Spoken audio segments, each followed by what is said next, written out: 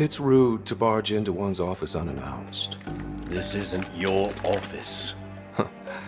Guess again. Ruby? She's my prized pet. What are you doing with her? I paid. Sid delivered. And where is Sid? Sid's out. This parlor and Ord Mantell are now my territory. But if you're looking for work, I might have use for you. We'll think about it. You do that.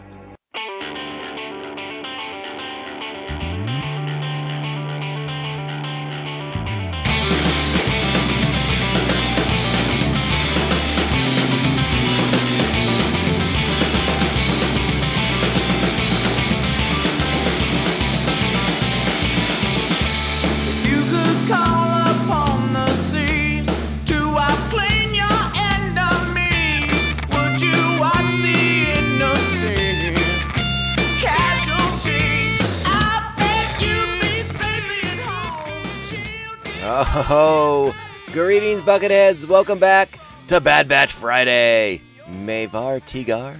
Welcome to the 75th spice-stealing episode of Mando Vision. Nargai Tom, and thank you so much for checking out this small, independent Star Wars podcast. Remember, the best way to reach out to us is via social media at Mando_Vision, Twitter and Instagram. Email the show at mandovisiontom@gmail.com. Please be sure to like, subscribe, and share the show with all the other Mandalorians in your covert, if possible, so inclined, and on Apple Podcast. We really appreciate those sweet 5-star reviews. They do a lot. They really help small independent shows like us stand out, not get lost in that sea of podcasts out there, the complete deluge of podcasts that exist on the internet. Those 5-star reviews help us stand out and help people find us. We appreciate it so very, very much. So we are back. It is Bad Batch Friday. We're here for Season 1, Episode 13, Infested. And yeah, this is an interesting episode. I'm going to talk a little bit.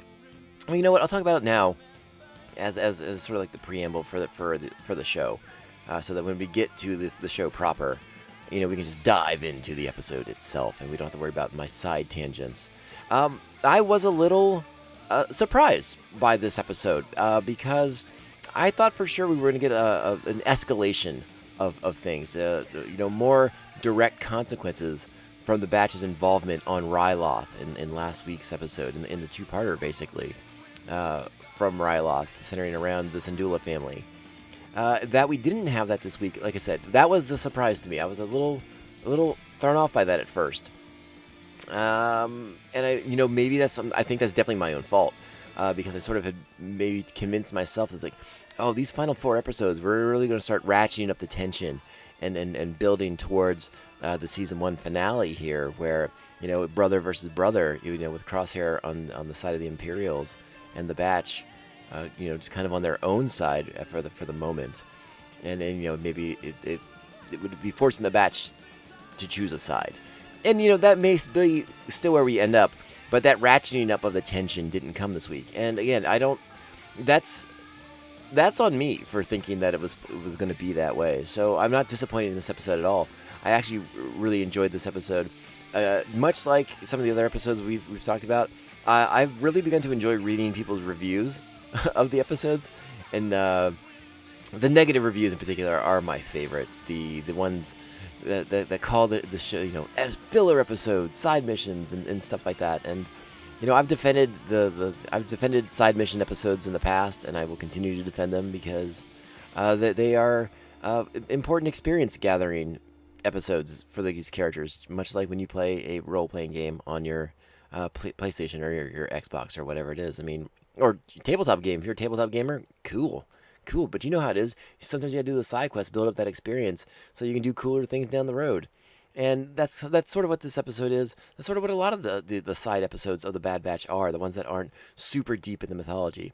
And I don't think that is a disservice to them or to Star Wars, and by any means. I think you have to explore some of these things, and these characters are in a very unique position. Remember, the Bad Batch, all they really know is the Republic and the war. And now they're in a situation where they are no longer part of the Republic. The Republic has become the Empire, and they are on the outs. And the war is over. everything is changing around them, and they still haven't figured out their place yet. So episodes like this, I think, are important so that when they make the decision that they will ultimately make, whatever it turns out to be, it's an informed decision based on their past experiences. So these episodes in particular, these ones that a lot of people consider to be filler or stuff like that, no, they're important for these characters. And in the case, we'll talk about it more when we get to the show proper. But yeah, they are important episodes, not as far as like the mythology goes, but they build. These are the episodes you build on. Okay, we look back at the Clone Wars now. We think about the Clone Wars so fondly, and a lot of the criticism of the Clone Wars when they were coming out was stuff like this. It's like, oh, this seems like side stuff. This seems like not that important. But they were building their own mythology within the Star Wars mythology, and I think that is exactly what the Bad Batch is doing in this new era, which has not been documented by a film at all. Well, very rarely. We've not had anything this immediate after the Revenge of the Sith film. This is the transition period. We haven't really covered this. Any other films we've seen, they've been the Empire is very much established. Whether it's in Solo or episodes 4, 5, and 6. And obviously Rogue One. So this is a whole new world building experience. So I hope you guys are. I suspect that this audience is aware of that and appreciates these episodes for exactly what they are, which is world building and character building. And again, maybe it doesn't seem like it right now. I think we will get a payoff for that down the road. These things will. The ducks will line up in a row. I think at the end of the day. So. That's how I feel about this episode in a broad sense. But let's get into the episode proper. Let's break down this episode, and really try to break it apart. I don't think I'm going to do too many audio clips today, because I don't think I need to. It's a fairly straightforward action-based episode. But yeah, there will still be a couple. Don't worry. I can't not play audio clips. I mean, come on, what are we talking about here? It's the Mandivision podcast. We are all about incorporating the audio clips into this show. All right, so let's do it. Let's begin it proper. You know what to do. It's time. Strap on your buckets. Let's go. We're getting off Ord Mantell. Tech, prep the ship. The rest of us will gather supplies. But what about Sid? What did he mean when he said she was out? Given his tone, it is a plausible assumption that Sid was either forced out or taken out. Will we have to find her and help her? Nice to see one of you cares. Inside, now. All right, as we said, this is Season 1, Episode 13 of Star Wars The Bad Batch. The episode is entitled Infested. The original air date is today, July 23rd, 2021. Our plot for this episode, a Devronian named Roland Durand is on Ord Mantell, has kicked Sid out, assumed her parlor, and her place in the criminal underworld of Ord Mantell, and the Bad Batch finds him, and they're surprised by that. But Sid has a plan to take everything back, and it does require the Bad Batch's help. So there's our episode plot. This week's episode is directed by Sal Ruiz. It's written by Amanda Rose Munoz. And the story editor is, once again, Matt Meshnovitz. Our voice cast today: the incredible, the one, the only Dee Bradley Baker is the Bad Batch. Michelle Ang is Omega. Liam O'Brien is Bolo and the Pike. Rhea Perlman is Sid. And Sam Rigel is Ketch and Mask Guard number 1. And of course, we also have Tom Taylorson as Mask Guard number 2. And more importantly, as Roland Durand, the Devronian who seeks to usurp Sid's place in the underworld hierarchy of Ord Mantell. So yeah, and that's where we start off with this week's episode. The Batch returns to Ord Mantell from a mission that we don't find out much about, other than there was a nest of Gundarks. We are very familiar with Gundarks. We've met some on Star Wars: The Clone Wars. They've been referenced for a long, long time in Star Wars. So yeah, we know all about the Gundarks and how a serious threat they are. And there's a fun little mention of how Sid forgets to mention some of these details sometimes when it comes to their missions and their assignments that they take from her. But they're on their way back to the bar. They get back to the bar and they find things are very, very different, especially on their way back even. They notice the masked guards all around the city. And yeah, they find Roland Durand in the office.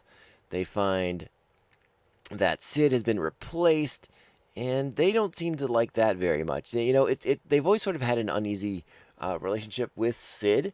But they don't seem to want to have anything to do with Roland Durand. They don't know him. They can't possibly trust him. Sid at the very least was going to keep their secrets. So their first plan is to cut and run and get out of there. But no. Omega will not allow that. Omega again steps up her sort of enthusiasm and good-naturedness. Once again persuades the Batch and Hunter that they have to help Sid get rid of Durand and get her place back, because A, Sid is taking care of them, and B, like Sid and Omega seem to have a bit of a if not a friendship, at least a connection with each other in a way, maybe a mutual respect for one another. I think the big thing for this episode is especially from our last Ryloth episode and some of the other episodes that have been quote unquote dubbed side episodes. This is teaching the Batch more about the galaxy they now find themselves in, and how they have to go about carving themselves a place in it. And Omega is the one who is very much stressing the fact that you have to help people who need help, and you can't just you can't just say Sid is a bad person because she does these kind of like shady, seedy underworld dealings. Like, Sid's still a person who needs help, and Sid is a person who has helped us in the past. We have to help her. So I think that's the big thing to distinguish this episode from last week, when Omega was like, hey, we have to help the Syndulas because these are good people who have been wronged by the Empire. I feel like right now at this moment, Omega is teaching the Bad Batch, teaching Clone Force 99, that people in need from all walks of life are still people in need, and as long as they aren't, I think there will be a moral quandary at some point down the road, and perhaps it will come from Sid, who will ask the Bad Batch to do something that they find morally objectionable. And that will be an interesting episode when it comes. But thus far, Sid did not put them in that position, perhaps by choice, knowing that they would object to anything nefarious or anything that involved, helping a murderer escape the authorities or something along those lines. Again, the Batch has done some shady stuff. They were running guns to the Twi'leks and Ryloth. So, I mean, again, they're kind of on the fringes themselves. So I think Omega, seeing them take this sort of this strange high ground, like, oh, we're not going to help Sid because, well, that's just not going to work for us. She's helping them be more selfless, and I think that's the most important thing we have to take from this episode, and keep that in mind because it is important. So Sid has a plan to depose of Roland Durand, to get her place back at the parlor, and sort of restore the balance on Ord Mantell. And it involves sneaking back into her parlor, into her office, via these underground tunnels in the mines, in a former mine of that is beneath the city of Ord Mantell. And we'll talk about the mine stuff later because it's very, very cool. But her plan involves stealing the spice because Durand has a deal in place with the Pikes. And the Pikes are a crime syndicate and people that we've gotten to know through Star Wars: The Clone Wars, and we saw them in Solo. They ran Kessel. They had a uneasy alliance with Crimson Dawn. But so we know that the Pikes mean business, and again, that's more fully illustrated in Star Wars: The Clone Wars. The Pikes do not mess around. They are a very lethal opponent to go up against. So Sid's plan is to steal the spice from Durand so that when the Pikes come for it, it's not there, and then they will take care of Durand, and then Sid slides right back into her place. All right, I do want to play the clip here for you where Sid kind of lays out who Roland Durand is, and why he's doing what he's doing. So you boys met Roland. He's a former client and the son of crime boss Issa Durand. Roland's trying to make a name for himself by joining up with the Pikes. What's he doing on Ord Mantell? This port's connected to multiple hyperspace routes, ideal for smuggling. My parlor's right in the middle of the action. Roland saw the value in it and took it. Okay, so some valuable information about Durand there, but we still have to know I like this second part of the conversation here where Sid's laying out the fact that the batch is going to help no matter what, because they sort of have some mutual things here in play. And Sid's not shy about reminding them that Sid's really good at keeping secrets. So I did like that little bit of exchange. And then Omega steps up once again to remind them of being good people means, helping the people who helped you. But we are taking it back. We? If I lose, you lose. Don't forget how good I've been at keeping secrets. I believe she's threatening us. You're quick. When we needed help, we came to Sid, remember? Now she needs help.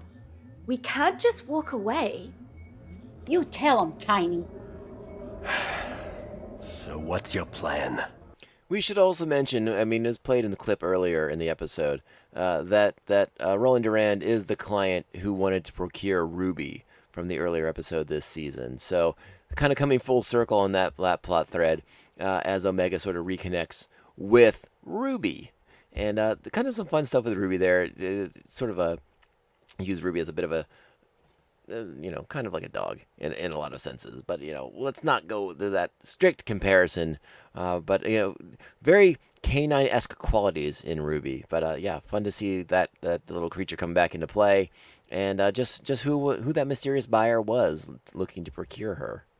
So Sid's plan involves a distraction that lures Durand out of the office so that the Bad Batch can use these mine carts that run underneath the city to sneak back into her office to steal the spice so that the deal with the Pikes goes awry. Durand is presumably killed. We know the Pikes don't screw around.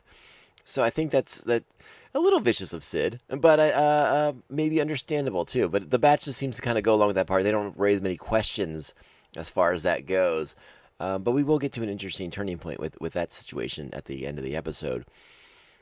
I liked this part with the underground mines below the city and having to use the mine carts on manual. I thought that was a nice little touch because this is where the underground hive is going to be. So you got to keep the noise real low. And at this scene we're going to play next, Sid's going to lay that out for the Bad Batch right now. Check this out. Now listen up. When we pass through those doors, not a peep out of anyone. We don't want to wake the hive. The what? The caverns have a slight infestation problem. We're not afraid of a few bugs. Well, it won't be a problem if everyone keeps their traps shut. Big guy, get the door. Alright, so they're going to open the hatch, and they're going to take the mine carts through this dangerous section of the mines where the Earlings have laid their infestation. They've built their hive, their nesting place, if you will. And it's sort of the scene reminds me of a couple different things. With the rail cars, it sort of has a Temple of Doom vibe to it. Though nothing like this actually has the Temple of Doom. It just kind of reminds me of it in a very broad sense. But it also reminded me very much of Lord of the Rings when they're in the mountain and they're trying not to alert the goblins to their presence. And there's that sort of, you want to go around, you're trying to be quiet. And then obviously, in that film, Pip and Mary send the bucket down the well, and that alerts all the trolls and goblins and all the other creatures inhabiting the mountain that they're there. There's sort of a scene sort of like that too, where Wrecker drops his flashlight, and it sort of stirs the pot necessarily. But it's not until later on in the episode, when the Batch is making their escape from Durand's office, that the hive is really alerted, because Durand's security forces pursue in minecarts of their own, but they use the motors and the noise and the blaster fire and all the collisions. Yeah, that definitely alerts the hive to their presence as the Batch is attempting to recover all the spice and pull it up in their ship. So the other part of Sid's plan, the part that is about luring Durand out of the office so that they can sneak in and steal the spice, is to use Bolo and Ketch as a diversion. And that diversion involves dropping some Mantel mix on the floor and having Ruby follow after it, snacking, getting those kernels of Mantel mix, and following Bolo and Ketch out into the alley so they can sort of kidnap Ruby and cause the diversion to occupy Duran's time. As a pet owner who loves his pets, I don't care for this particular plan. And when Ruby does escape and makes her way back to Durand, I did appreciate the line where he's like, "Oh yes, we're going to kill them. Don't worry," because as a pet owner, I would feel much the same way as Durand. So I understand where he's coming from with wanting to kill Bolo and Ketch for attempted Ruby napping. So I definitely get it. I understand where they're coming from. But at this point, it worked, though. The batch is made off with the spice. Durand has figured that out, though. He knows that Sid's responsible for it. And he's, again, his men capture Bolo and Ketch. They, come on, these guys, they don't have any sort of integrity here. They're not going to, they're trying to save their own skin. So they're like, yeah, it's Sid's plan. It was all Sid's plan. It was just a diversion. We were never going to hurt Ruby. Please don't kill us. But that is when the Pikes show up, and I did want to play that section of the episode.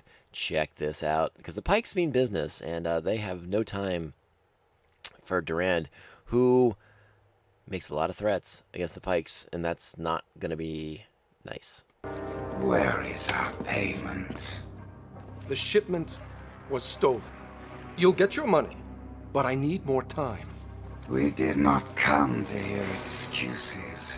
If you cannot deliver as promised, you are of no further use to us.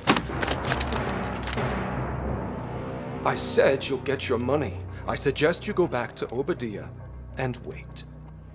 You are out of your depth, Durand. Either you correct this grave mistake, or you and your entire family will experience what pain truly feels like. Big threats from the Pikes. Durand knows the jig is up, and I think he considers himself lucky that they didn't just, kill him right then and there. When we're going to find him next, he will be being led out of the parlor by the Pikes in restraints, where he wastes no time exposing Sid as the one who stole the spice. And we'll go ahead and play that sequence right now. That's her. She's the one you want. It has come to my attention that you have stolen our shipment of spice. Return it to us, and we will consider this issue resolved. Not sure what he's been telling you, but we don't have any spice. Kill them all. Wait, we don't have the spice on us, but we know where it is. My patience is wearing very thin. If you know where the spice is, then you should have no problem retrieving it. I really like the Pikes as villains. They are so intimidating with their general look and the way their voice modulators work. And you would think Hunter would take their threats a little bit more seriously. But again, Clone Force 99 is quite formidable, so I think they can win this fight. I do like the sequence that comes up next, and how Sid eventually has to talk Hunter and the batch down from engaging in an armed conflict against the Pikes, and what that really would mean in the long term. Check it out. Until you do, the child stays here. Not happening. You misunderstand. This is not a negotiation. If I may. You all don't realize who you're dealing with. If you don't lower your blasters, we're all gonna wish we were dead. Let me handle this. And real quick before we talk about this back half of the episode, I did want to play this little sequence where the batch and Sid are coming up with a plan to recover the spice from the mines after they were lost during the pursuit with Durand's men. And this is where Sid steps up, because she knows she got Omega in a bit of trouble here, and she's not gonna sit idly by while the kid's in danger with the Pikes. Muscles and I will rappel down into the cavern and locate the crates. I got the kid into this mess, and I'll get her out. All right, there you go. So that's going to set up this last bit of the episode.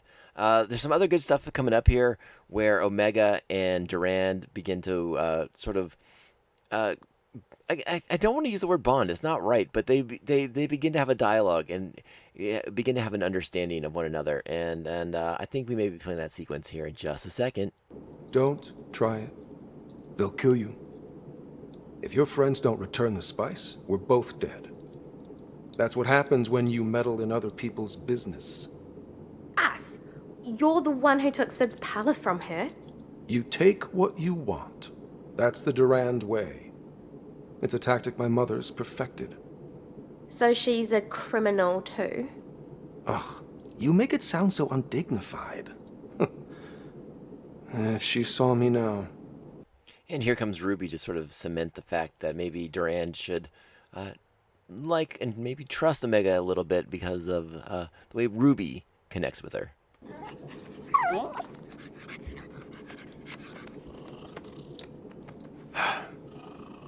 Ruby doesn't take a liking to many people. Don't worry, Ruby. We'll get out of this.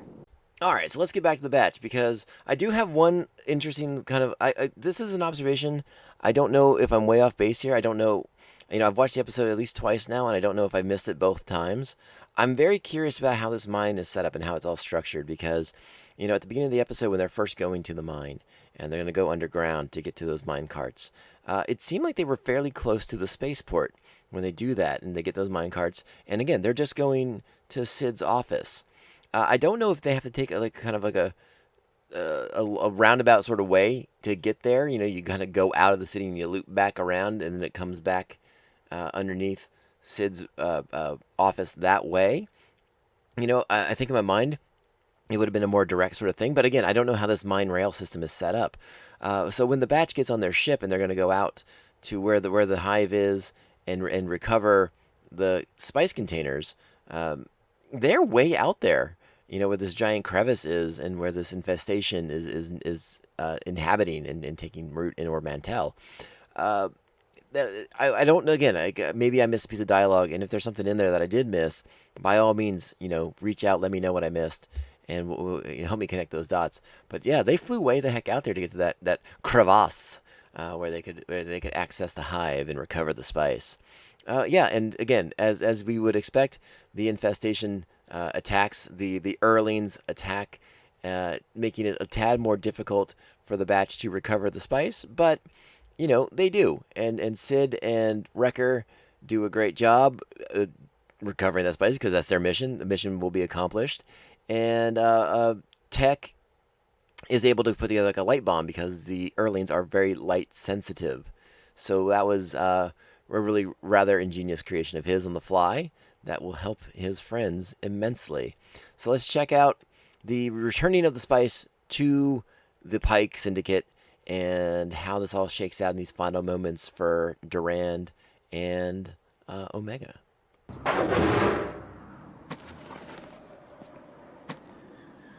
Since the spice has been returned, the matter between us is resolved. But not with you. They're pointing to Durand. Omega and Ruby go back to Hunter. Don't! He made a mistake, that's all. She's right. Kill him and you'll be starting a war with Issa Durand. Do you want that heat right now? Call this a bad deal and walk away. We do not accept bad deals. All right, so what you heard right there, and again, you probably saw the episode already, but in case you didn't, the Pike cuts off one of Durand's horns. Remember, he is a Devronian. I forget if I may have glossed over that at the beginning of the episode. Yeah, Roland Durand, a Devronian. They have the two horns. Devronians, and again, another one of my favorite species in Star Wars. I really dig their whole thing they got going on, and there have been some really fun Devronians. In the multiverse of canon, not the multiverse, but in the multitude of canon that has been out there, particularly in the old Star Wars, the Clone Wars comic book that Dark Horse was putting out at the time. There's a great Devronian character in that, kind of a smuggler, piratey kind of guy, fun character who would pop up the way kind of like the way Hondo sort of pops up in the Clone Wars animated series. So yeah, I'm a big fan of the Devronians in general. So I liked seeing them in this episode. Good stuff. All right, let's check out the last little end piece of it as the pike pick up the little tip of Duran's horn. Our business is finished. It would not be wise for our paths to cross again.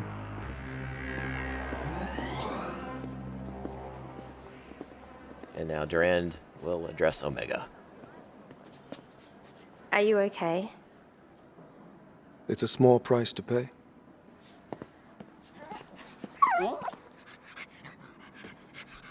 Ruby goes back to Durand. I'll be going now.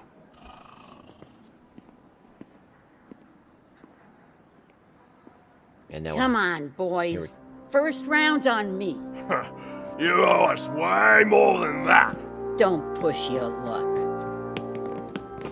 and they all run off to get drinks. Except for Hunter and Omega. Why did you stick up for him after what he did? I don't know. Ruby likes him. Maybe he's not all bad. All right, and there's our episode. That's the Bad Batch for this week. And again, I think that's an important lesson for Hunter to learn. That again, even the person that you're working against who may have wronged you, maybe doesn't necessarily deserve to die because of their actions. Maybe they're just being misguided or misdirected. And I think in the case of Roland, he's trying very hard to do what he would expect, what his mother expects him to do, and to live up to that expectation and that role that she probably has him sized up for, that maybe he can't fit. Maybe those shoes don't fit as comfortably as she wants them to, or maybe as much as he wants them to. So an interesting moment.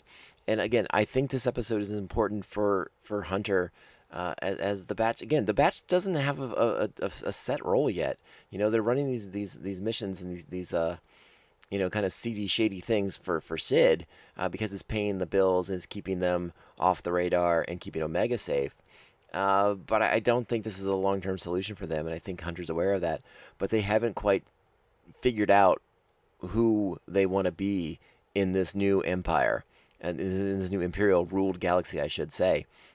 And Omega is sort of teaching them that the universe, it isn't black and white. There's a lot of gray in there, and you kind of have to take these things one at a time and process them one at a time, case by case, person by person, and make your determinations that way. And it seems to be another aspect that Omega will be bringing to the squad herself as a member of Clone Force 99. Is not only is she a cunning strategist, but she seems to be the moral compass that the Batch needs. And I think it will ultimately be Omega who pushes them to be sort of a pre-rebellion, if you will. Let's see where they're going to go. But yeah, this week's episode, I like it. It's maybe a 7.5 on the scale, but it's a totally watchable, totally enjoyable episode. There's little nuggets here, little wonderful character things in there. Sid does a lot. Sid steps up, does some good stuff to help Omega. The one person who was defending her, she returns the favor. That's nice to see from her. And yeah, I have to wonder though if next week is the week where things that tension ratchets up. Crosshair gets more involved in the picture, perhaps luring the Batch into a trap, and then we have a big 3-episode arc to close out the season. Not quite sure, but I don't want to put those expectations on it because, like I said, when I started up this episode, I was a little like, oh, all right, we're not doing the ratcheting up the tension this week. So I got to keep myself even Steven across the board, and I hope you guys, all you wonderful listeners out there will do the same thing, and just take the episode week by week. And let's not get our expectations too much in the mix here. Let's take them as they come, much like Omega is teaching Hunter, case by case, person by person. For us, it's episode by episode. We just take them one at a time, process them, and see what we can learn from them, as the way the Batch is learning from them. And that's the best way I think we can all enjoy the show without resorting to calling it filler or side quest or any sort of other demeaning, derogatory sort of terminology that I don't think it fits at all for the show. So that is it. That is the episode. I thank you all so much for listening to Mandovision Podcast. We are a Star Wars podcast, and we're having a great time here. We're so happy that people are listening and checking out the show, and I can't thank you enough for doing so. The easiest way you can support the show is to make sure you're liking, subscribing, sharing the show with all the other Mandalorians in your covert. People you have life debts to, people who have life debts to you, blood feuds, blood enemies, sworn vendettas. Let them all know that there's a fun Star Wars podcast out there for them, and it's called Mandovision. Another easy way to support the show, 5-star reviews. So insanely important. So helpful for small independent shows like us, making sure we stand out, not get lost in the shuffle. And we thank you so much for taking the time to do those. Remember to reach out to us on social media at Mando_Vision, Twitter and Instagram. You can email the show, mandovisiontom@gmail.com. My name is Tom, Narguy Tom. Thank you so much for listening to the Mandovision podcast. We will be back on Monday, closing out the Mandalorian trilogy of Season 2 with Duchess of Mandalore, a fantastic episode that I spend way too much time talking about. It's a really good one, though. I loved this episode. And rewatch Clone Wars Rewatch Mondays, and 3 more Bad Batch Fridays coming your way. We will not stop. We will not sleep. There is so much content to devour, and we must devour it all. And I know I've promised to talk more about the High Republic books. I am reading Kevin Scott's new one right now. I'm really, really enjoying it. And hopefully after the Bad Batch, we'll get a chance to kind of catch up on what's going on in the High Republic series and talk more about that in some greater depth in a future episode. So stay tuned for that. All right, thank you all so much for listening. You know there's only one way the Mandovision podcast can end. This is the way. This is the way. This is the way. This is the way.